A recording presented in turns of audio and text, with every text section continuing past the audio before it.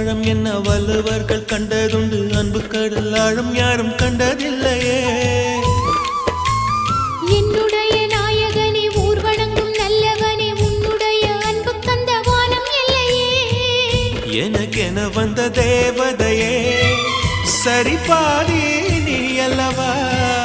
நடக்கையில் உந்தன் கூட வரும் நிழல் போலே நான் அல்லவா.